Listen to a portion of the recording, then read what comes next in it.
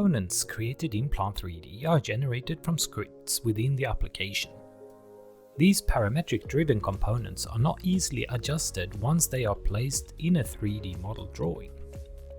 Let's take a look at the difference between a component created in the custom part library inside Plant 3D and a component created with the spec editor. Here we have a reducer as an example. On the left you see a reducer created as a custom part, and on the right you see a reducer placed from a pipe spec created in spec editor.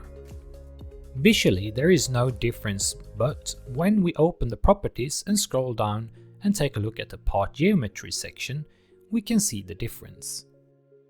The object created as custom part, we have full access to the script's parameter on, but not on the component from a pipe spec.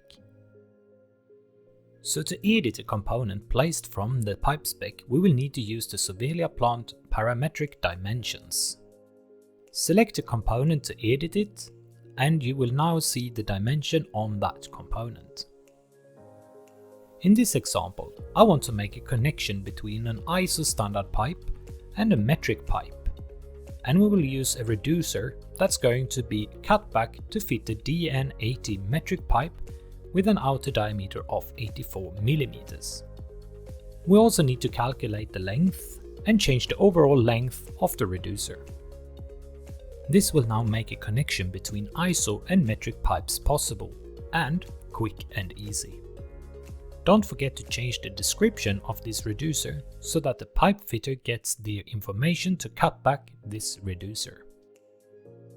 In Sovelia Plant we have also provided you with an instrumentation spec with a few components predefined with facing, pressure class, different sizes, and with S key and type, all to make it ready to be used in 3D models and isometric drawings.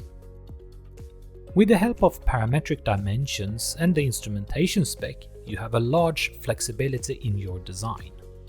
Here we have an example where I place a flanged PN16 globe valve, and accordingly to the datasheet for this valve that I want to place, we can quick and easy change the overall length to match the valve on the datasheet. Don't forget to fill in the properties on the valve so we know what to order.